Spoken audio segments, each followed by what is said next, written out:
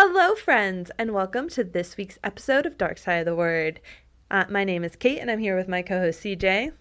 Hi, everybody. And today is everyone's favorite episode of the month. I'm just claiming that because I love doing this episode. I would agree. I think it's our best work. And today is the monthly book club. So Woo! I'm hoping everyone has read the book this month. If you have not read Hide by Kiersten White, I am warning you now. Turn away, click away, listen to one of our other book club episodes because there will 1,000,000,000% be a shitstorm of spoilers because we have stuff to talk about. We do. We have a lot, and we are going to spill all the beans, or the tea, as seems to be the new saying now. Exactly. So if you have listened or you don't care, listen, if you have read it and don't care about spoilers, and then continue on because we have things to say. And as always, at the beginning of these episodes, we are going to say our ratings to begin with. Is that my cue to say my rating? Sure. Okay. I wasn't sure. All right. So I gave Hide a 3.5. I don't know why in my head when you said the name Hide, I just totally did this blank thing. I'm like, that's not the book we read. Even though I literally just said it 5 seconds ago. I have it in front of me. I wrote it down because I might not remember otherwise. So I know it is the title that we read. Hide. I have it sitting in front of me and I'm still blanking. Oh, I swear my brain is just kapoots. Yes. Okay. What did you give Hide, the book that we read? As always, I already knew your answer. But I don't know yours. But I didn't know the half star because, you rounded down. That's true. Well, that's because on Goodreads has no half star. But I'm going with 3.5. But technically 3.5, the 5 makes you round up. No, we're holding steady at 3.5, and we will get into that within the podcast episode. Okay, so I'm dragging this out because I don't really know what I want to rate it. So I am up for anyone convincing me. However, if I had to say I was rating, I would also be rating it 3.5.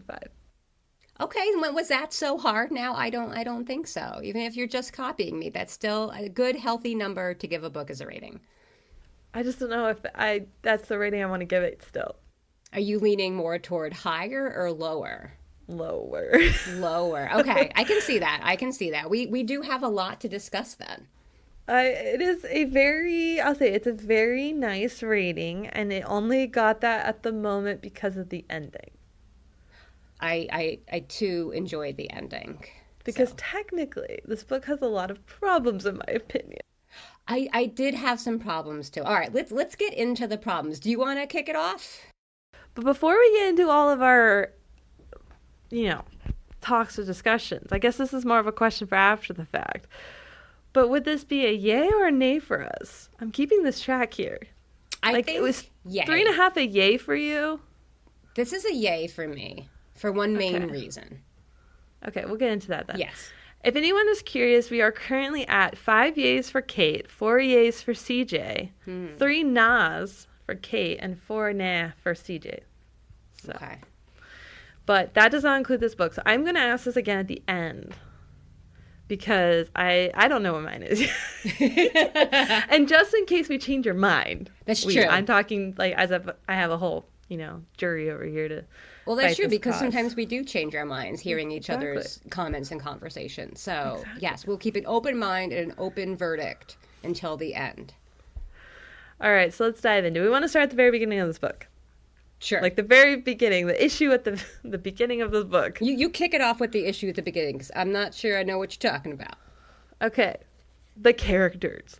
Holy shit. Like how many of them there are? No, I get that there's 14, but it's like we show up to the park and we're immediately thrown everyone's name with the tiniest little description of them. And then as the story goes, we lose that. And then my toxic trait comes up, which is me forgetting everyone's name, Mac. Oh, this must have been hell for you. This is my talk. Okay, we're going to go on a side tangent. I have to side tangent this shit. Okay. There's a rule, and I am the stickler. I am the god. The wielding same letter judge thing, right? Yes. You've mentioned that. Need people to not name their characters the same letter ever in their book, because I go by like the beginning letter. That is how I remember people's name. I skim their names. This is probably due to like, say, Dickens and the Russian literature I read as a kid, because everyone like first name. Everybody's an Ivanovich or Skolnikov or something in Russian literature. And so yeah, toxic trait is I also will never remember a name from a book I read ever, unless it's like my favorite, and even then I can't name Daughter Smoke and Bone's name to save my life. I do this in book club too. I'm like, that person that did this, and they're like, no, Carew. That's the only one I remember. Yeah, that's it. So I'm just like, yeah, it's this person, and they're just like, okay, I'm like, that person that did this thing. But anyway, so we get all the characters. We get like a one sense of all of them. We're expected to remember who the fuck they are.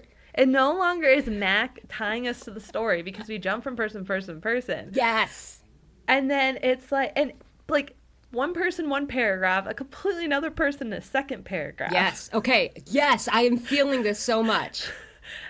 I was about to lose it. If this was not for this, I might have put it down, because I was over it. Yeah, that was a huge thing for me too. Like in my notes, I have like point of view and characters, and they both kind of tie into each other. Like there's so many characters. There's 14 contestants. That's a lot to keep track of. And I was like, well, some are going to die off pretty quickly, and they do. But then they introduce like the whole Linda faction and her contingent of people. I'm like, do we really need more people? Which I will get to later on, my thoughts on that. But it just was so much going on. And like you said, the point of view and the narratives just kept switching. When we started the story, I feel like, it's third person narrative, but we were seeing a lot through Mac's eyes and experiencing what Mac is experiencing. And I got very used to seeing everything through her eyes. So when all of a sudden we get into the contest and we start seeing what everybody else is thinking and feeling and doing in the same scene as Mac, it just got very jarring for me, and it got very confusing, and I did not like it. And maybe that's just how third person works, I was wondering, because I haven't read a lot of third person recently. No. Yeah, I didn't think so. I was trying to give benefit of the doubt. Okay, this is where I'm a writer. I should know what this is, but I don't. There are two types of third person. There's the third person, like narrow one, where it's like you are pretty much seeing it through the perspective of one person. Okay. So whatever room they're in, whatever, not to the narrowness of first person. Okay. Mm-hmm. But it's what this person's seeing, what room this person's in, what this person is dealing in the story. And then there's names for both of these. Okay. If you know, drop it in the comments. Yes, please. But it's just showing you do not need an MFA to be a writer. If you made better use of your English degree than I did, please let us know what these terms are. I'm an engineer. I have I have an out. And then there's the one that I call it the fly on the wall, third person, where it literally shows everything that's going on in the story and is kind of like an overview of watching what's going on. So we jump from the narrow look, and you are set. I've made this complaint in multiple of our books that we've read recently, where it's like, if you're going to stay with one thing, you need to stay throughout the book. So we start with the Mac and the narrow perspective, because she's the one that brings us into the story. And then all of a sudden, boom, the story is wide open. Yeah. Okay, this book was tiny. Okay, we had a lot of room for this. To me, what would have made this work better is you could have done a couple of perspectives in the chapters, maybe pick 2 or 3, and had Mac lead it most of the way. Yeah. Then I didn't mind that Mac wasn't the one that found all the bodies and understood everything that's happening. So if you wanted to add in that there was, like at the beginning with the lady who wanted the interview and was in the pantsuit. Yeah. So she was the first one that died. If you wanted to have her, like, that moment still come across, you could have done it in between chapters as, like, a little couple of paragraphs, as, like, it was written anyway. And the reader would have followed along that this is, like, a little excerpt. Because we get them in other books where it'll be, like, a journal entry, or it'll be something like, a point of view for a second that's different. People italicize it, they change the font. They make it different. They put it... I'm forgetting where I read it. I think it might have been Gallant that she did a really good job of like having these moments break the text where it was either letters or her mom's journal or something, and it was like these little moments, and they could have done that with pointing how each person was dying, and then it would have been even maybe added more tension because they could have done it in a different tone kind of not second person where it's the omnipotent or whatever, as in omniscient. book thief. Omniscient, thank you. Names and titles, don't have them.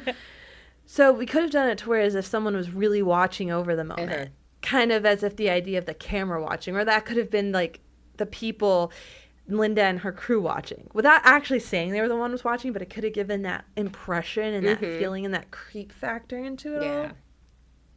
And that would have worked for me, and I could have gone along, but just to keep rotating. And then, I know I'm rambling. One more point about all this. No, it's okay. Is that not only was White forcing us to follow these different point of views, but she would give a one-line thing to differentiate them, which was, I don't remember if it was in the diner or the bus right at the beginning, where it was, this person was here for an interview, this person's an influencer, and she expected you to remember all of that throughout the entire story. And I was just like, oh my god. It was a lot to remember, and I don't usually have problems keeping track of characters. Like, I've read Wuthering Heights, which has like 1 billion people in it, and you have to have like a family tree going on. Like, I can keep that shit straight. But this was getting a little too much, because like you said, there was only 1 or 2 lines for each character in the beginning, and I feel like there's a character named Ian. We didn't find out Ian's name till like halfway through the contest. So where did he come from? You know, they just kind of all blend together, and they get lost, and they shift in and out, and it was very confusing to me and jarring, and it did break up the enjoyment of the reading experience. And also, I felt it was oddly inconsistent.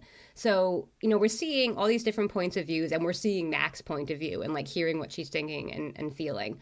But when you come to the end scene where Legrand, Ava, and Mac hold Linda hostage, we see and hear everything that each character there is thinking, except for Mac, because we aren't clued into the fact that she's secretly thinking that she's, you know, doing her whole plan when she tells Linda that they'll go back. So we've seen what Mac's thinking this entire time throughout the novel, but here it goes dark, and it just seemed a little inconsistent to me.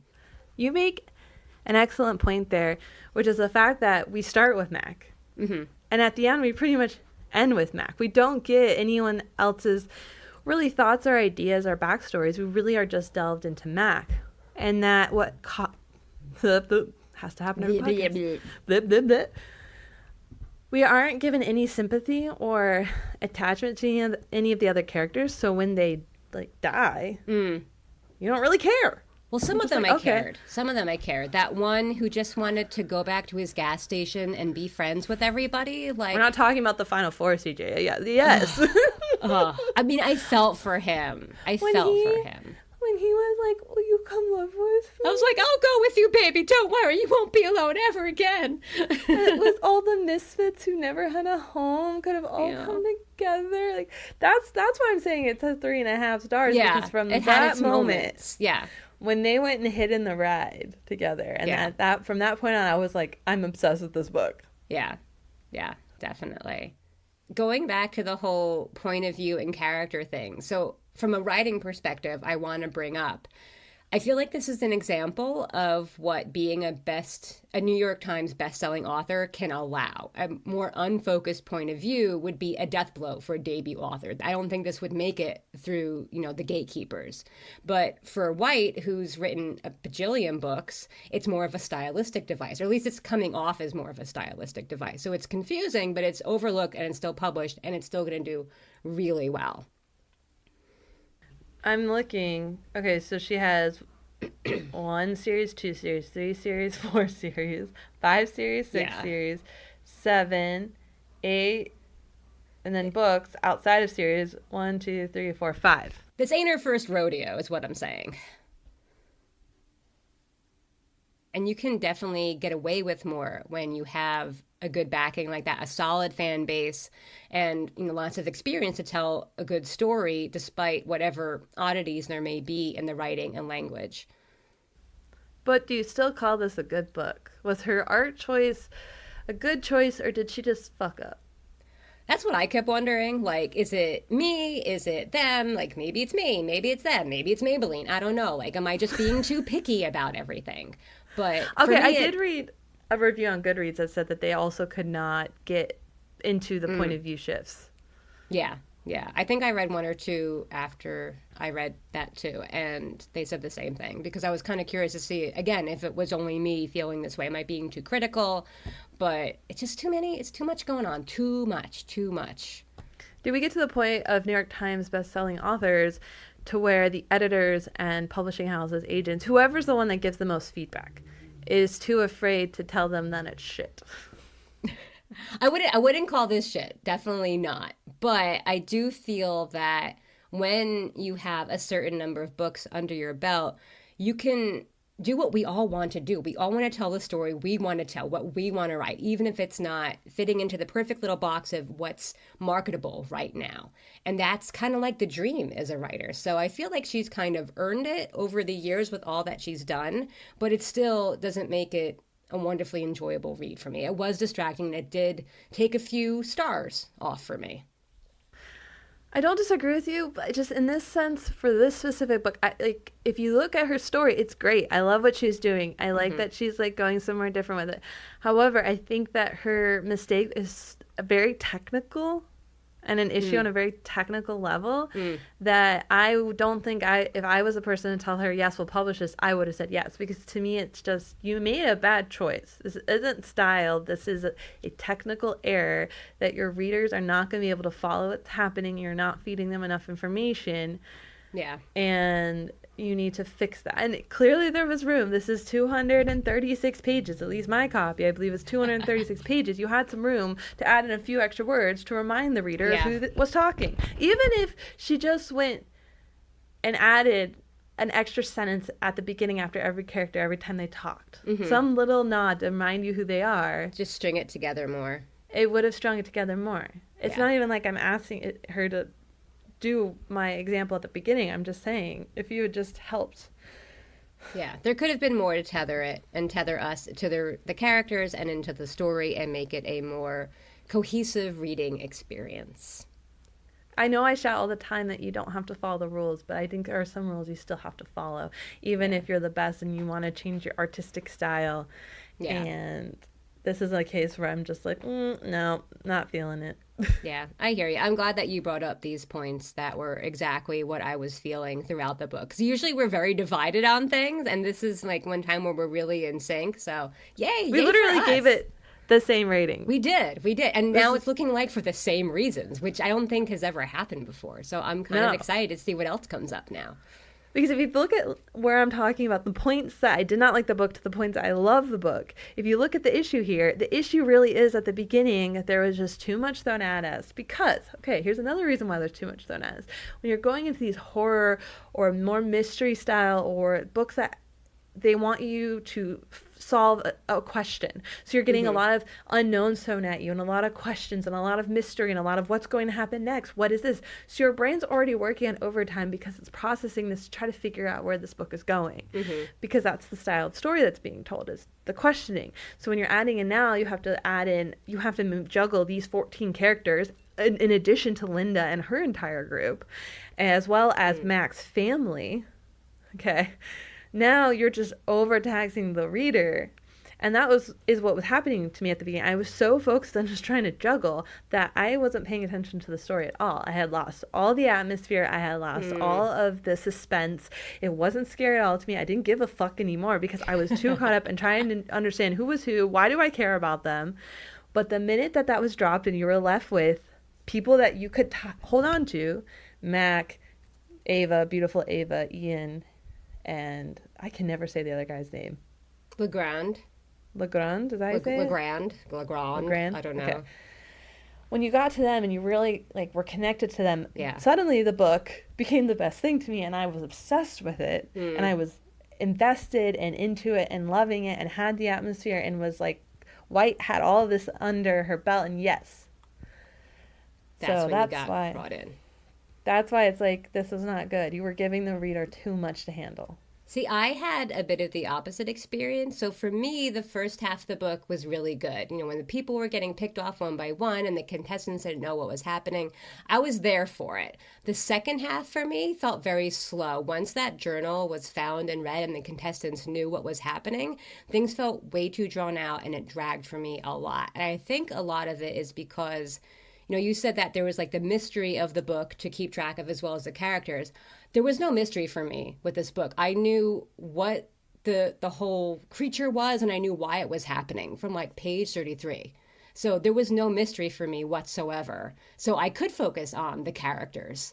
And that kind of made it more interesting. But then as we got through the novel, I was kind of like, well, what are we going to do now? We're just going to, you know, get picked off one by one. And when we started to learn about Linda, and that's when it just kind of devolved for me, bringing in more people, more stories that I didn't really care about and honestly didn't even think should be there. But we can get to that in a bit. So the second half, meh, but the first half I did like. And that's what got me really excited for the story. I actually agree with you, partly in the sense of both journals that they found were too much. Yeah. Yeah. We were given the first journal in the park, and that literally spelled it all out for everyone. And maybe that came a little too early. I think that they could have saved that for a little bit, but I don't think we needed Linda's journal. I don't think we really needed either journal because I felt it was kind of a cop-out, I guess, where it was more, and I hate to use this, but telling versus showing. We were just literally being told what happened by having somebody read it. There was no excitement. There was no dynamic happening there, and it just bored me. And it felt like a cop-out, like I said.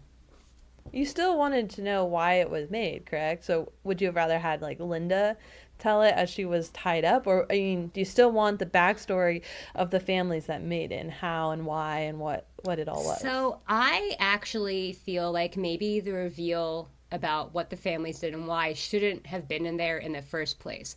I think maybe the whole thing could have been more interesting if the contestant group never had concrete reasons why this is happening to them. They can only speculate. You know, fear comes from the unknown.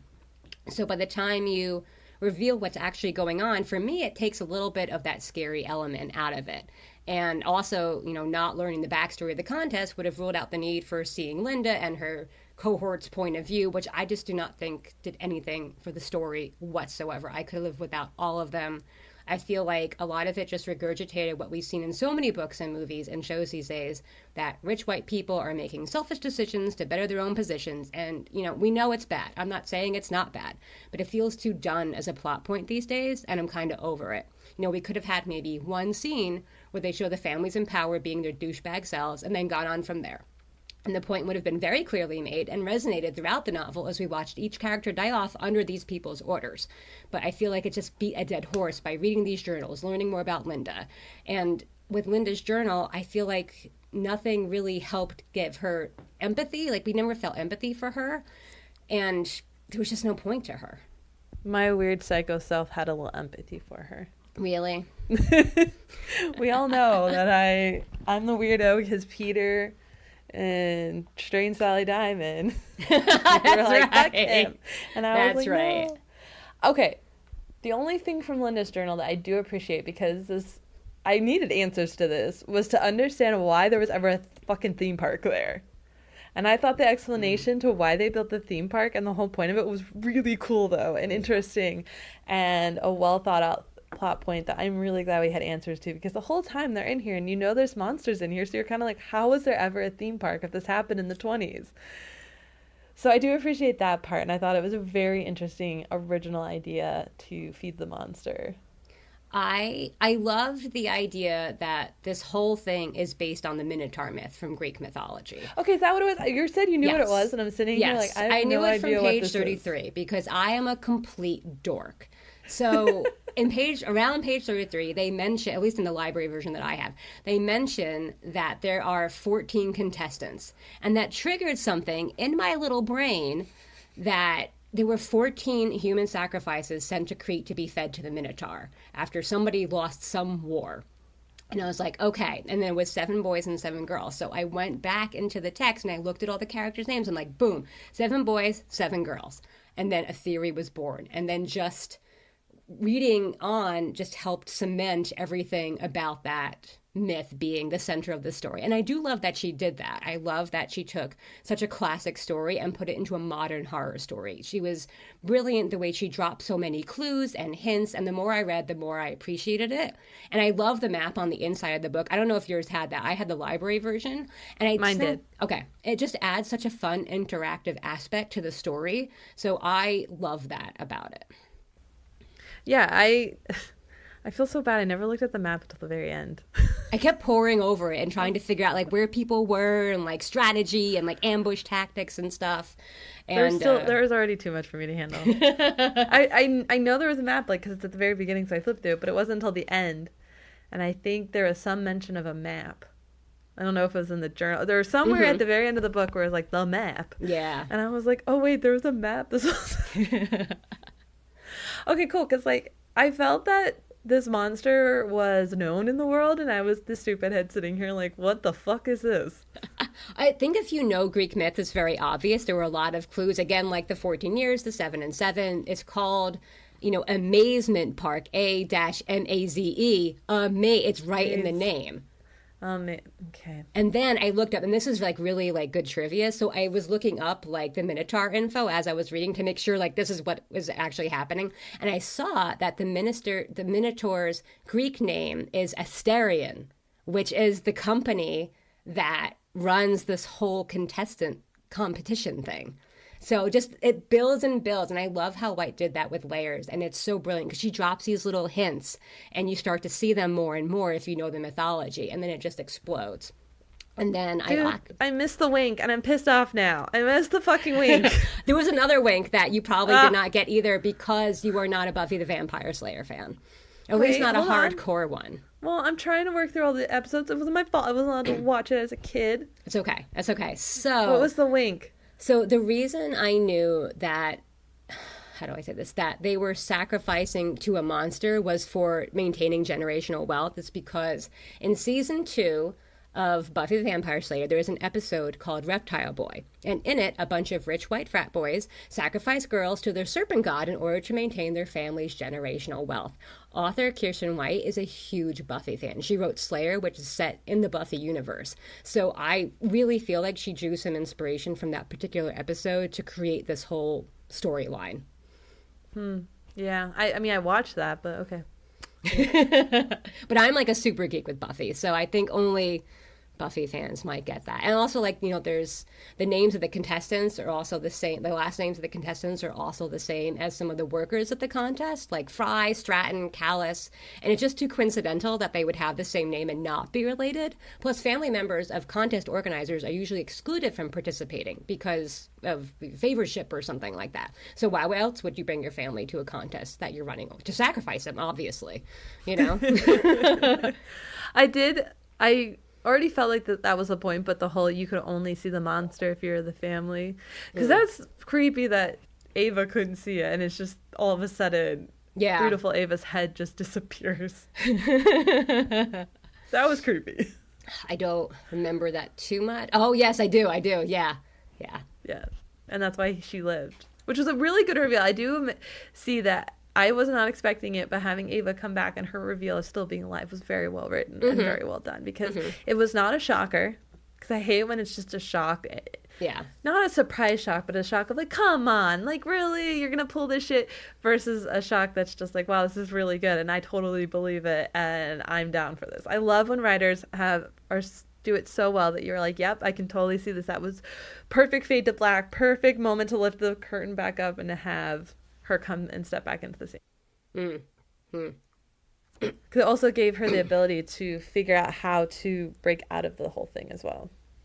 I also really liked that, and this is like a very minor thing, that it was an interesting twist to have the daytime be the dangerous time when nighttime was safest, because usually it's the reverse. Nighttime is a scary time when ghosts and ghouls come out, and daytime is totally safe, and this was the reverse. But I'm not exactly sure why that happens. Like, does the Minotaur never get up to pee in the middle of the night? Does he never have like a midnight snack craving? Why is he just sound asleep at night all the time? Why is it safe? I feel like that's a little hole.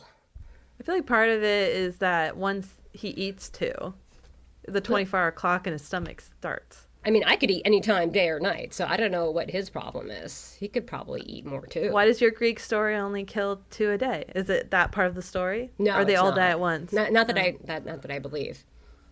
Well, I guess that was just a choice. I guess she could have had it go all over the whole time.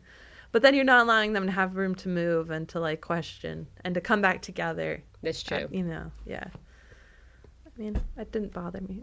Okay. I liked it, but it also bothered me. Also, where did I'm just going to call it the Minotaur because in my head it is the Minotaur. Where did the Minotaur come from? These families bring it about, but did it come from hell? Was it before that? I don't think that's ever explained either. Yeah, they don't explain anything except that these people built a gate, walked through it, and then I guess did a spell that called it forward. Some From sort of where? ritual. And this poor Minotaur, like, but then his eyes got scratched out. I'm like, don't take it out on him. He's just doing what comes naturally. He is a victim as much as all the contestants were. Because he didn't ask to be there, poor thing, trapped in his maze.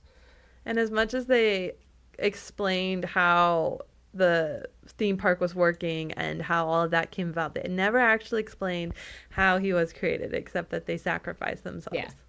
Also, who is willing to sacrifice themselves for generations? I don't get this. I don't get this.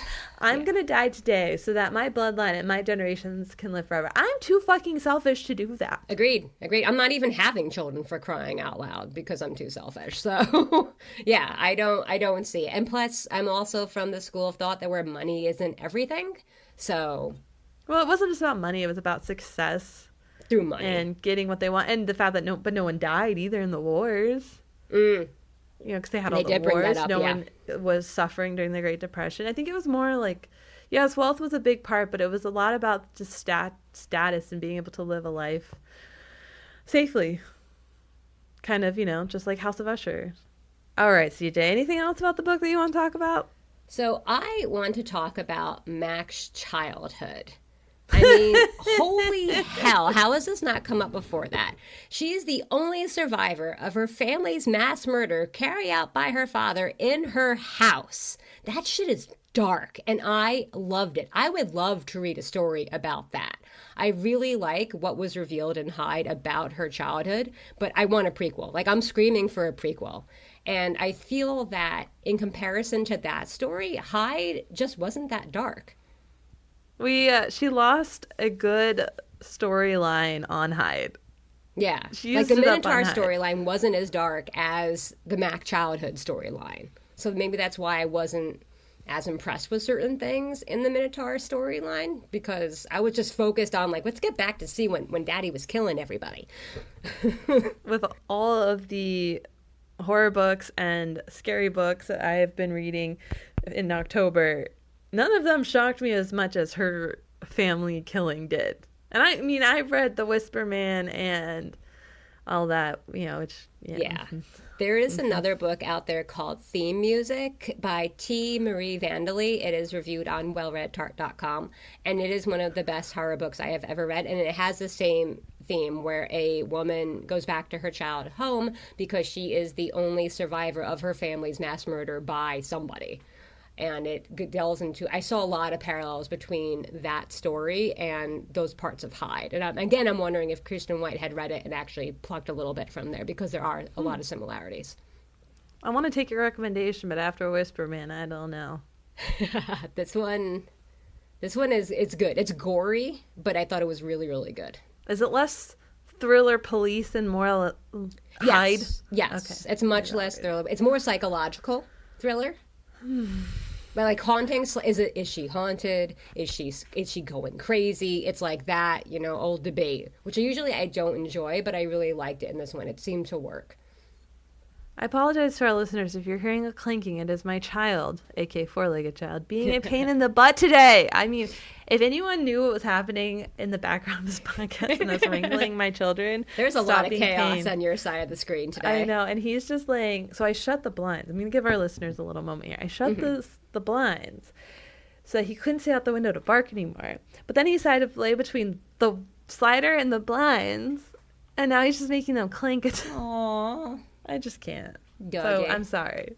This is real life. You want the raw and the dirty. This is us. You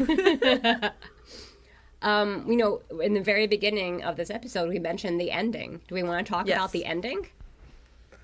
Yes, we can talk about the ending. I think for me, mostly the ending I wanted to talk about was, well, two things. First off, I loved the ending of the book. Yeah. I appreciate that nothing was tied up. They blew up the fucking gate.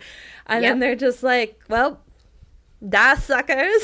It does beg the question how far the monster could really leave. Like, we don't have any answers. Like, can the monster, is it stuck? I mean, in this area, the gate is blown up. Because we don't actually see the monster walk through the gate and kill anyone. Mm-hmm. We just know that now the gate's blown up. So we actually don't know if the monster's even alive. Was it attached to the gate, and the gate's what's keeping it alive and tied to Earth? Or is it now that they exploded the gate, there is no more monster, and that's the way that you kill it? Like, we don't know anything. All we know is the gate's blown up, they got away, Linda's lying there dying, and we have no clue what happens. Like, for real, we have no idea. Yeah. Yeah. All we know is that they're going to get away and keep running from the monster. But it could honestly be over. That's what I loved about it, too. Like, it seemed, when I only read it once, but when I started reading it, it just seemed very abrupt. But then I closed the book and I kind of thought about it. I'm like, you know what? This ending kicked ass. It was punchy. It was sassy. It was flippant. A middle finger.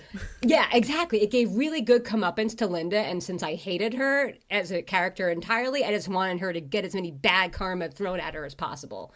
And I like you said, like it's implied, that Mac and her crew gets away, but we don't know what happens once the monster gets out. Will it get out? Will it eat its fill and go back to sleep on its own? Or will it track them down? And, maybe it leaves an opening for a sequel of some kind, but I hope there isn't one, actually. I hope it just ends like this, and then we're meant to choose our own adventure for them.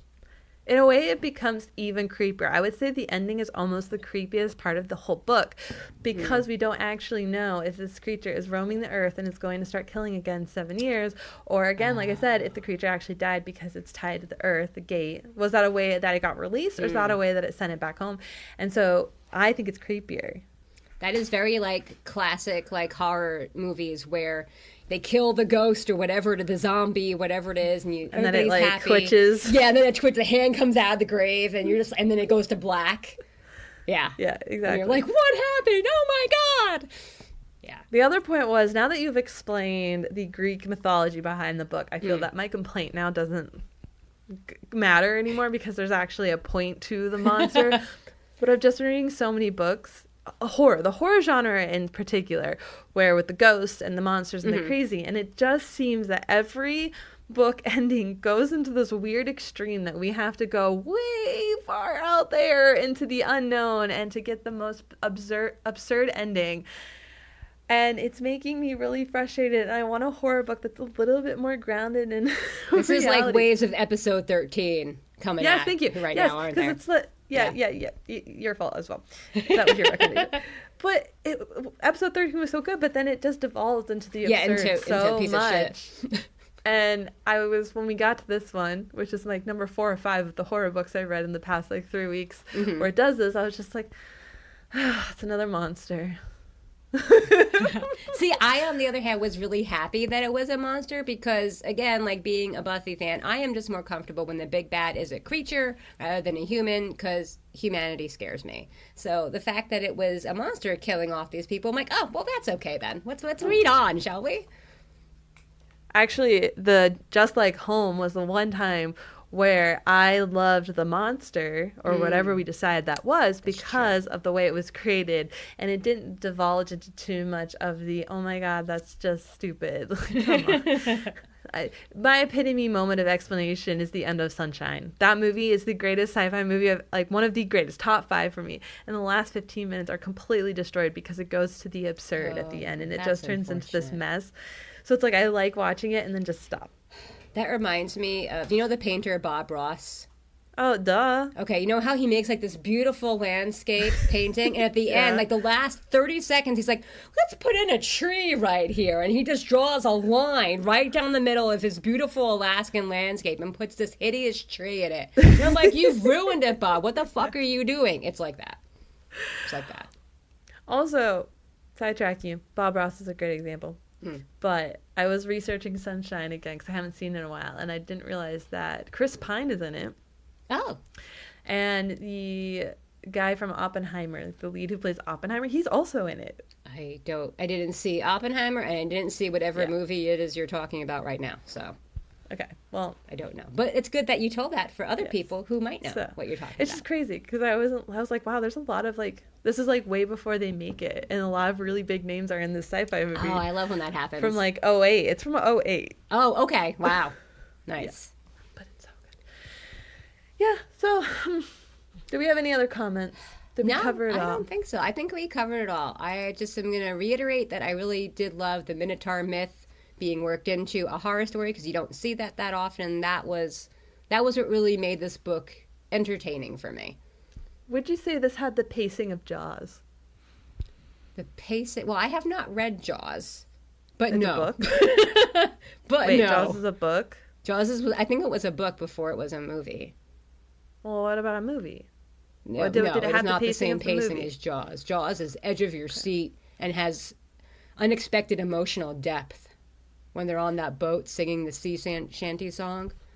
I personally hate Jaws. What? What? Mm-hmm. What? Oh my God, this is my atonement moment, isn't it? Yeah, Oh but my I God. think, unlike Atonement, I have a reason. Okay? What is it? Just as you were getting upset about the Minotaur, whatever creature in here with its eyes getting gorged out, I felt bad for the shark the whole time. And I couldn't stand the shark I can see getting that. hurt and dying, because all it was doing is its instinct, and it wasn't doing anything wrong. Like, in a sense, you know what I'm I saying? give Like, that to it you. was just an animal. So the whole time I'm watching it, and that, you know, you have this thing where it's like, die, we want to kill it, we want to save ourselves, and I couldn't. So it broke my heart I can see that. when I rewatched. I just I can see rewatched that. it this year. I loved it as a kid, but I just rewatched it this year, and Mhm. I was just like, I can't do this anymore. Okay. Just remember that story that Quint tells about the shark circling and eating all of his friends one by one as he lays dying in the sea, and maybe that'll help get over that pity for the shark. But yes, I see what you're talking about, and I do understand how that would color your perception of the movie. Also, being from the coast, I have a different feeling for sharks than a lot of people. Yes, there are some terror sharks, like a great white is more blood hungry to actually go and attack, but most sharks actually have no intentions on eating humans or attacking, and it's actually the human drawing them to them. There are things you can do to protect yourself from sharks, friends. Stay out of the water. Okay. You can't just don't argue with that splash. one. You cannot get Just attacked don't by a shark splash. if you don't go in the water. It's a Just sound don't look at advice, that bit. people. I brought up the Jaws thing because in the back of my copy of the book, there's a blurb that says the suspenseful plot combines elements of Thomas Tryon, I don't want to say the last name, classic Harvest Home, Netflix's Squid Game, and the social commentary of Jordan Peele's film Au revoir, and mixes these with revolutionary pacing reminiscence of Spielberg's Jaws. Wow, that's quite a lofty blurb. I will say that I saw Get Out in this. I saw the social commentary of Get Out in this, which is the Jordan Peele movie, which Yeah, I also is saw an Get Out. excellent movie if anyone wants to watch it. This love was the not ending. Get Out. This book was not Get Out. The social commentary. Okay. Yes. Okay, yes, I see what you mean. Yeah. Because I really did appreciate the social commentary, and we weren't going into race, but we were going into the Both in privileged privilege. versus not privileged. And I did appreciate that, because I don't think that's always a social commentary brought up, but it's something that every race can attest to and feel relatable with. Mm-hmm. Is how the privileged live and think versus like people who have had other experiences in life, and how Yeah. it shapes us. But yeah, I don't know. I'm really glad we read it. I wouldn't say it's I a am favorite. too. It's no Dark Descent of Elizabeth Frankenstein, is all I'm saying. Which was Dude. her other book. Well, one of her many other books, but the one that I loved by her. Did I see it in a video or did I actually see her in a book signing? Damn it. Kiersten White, Yeah. not Did Elizabeth I actually see this in a Frankenstein. book signing, or was this?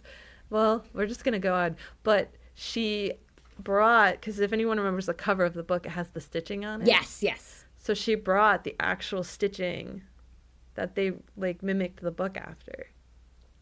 Nice. They actually stitched it on like a That's leather awesome.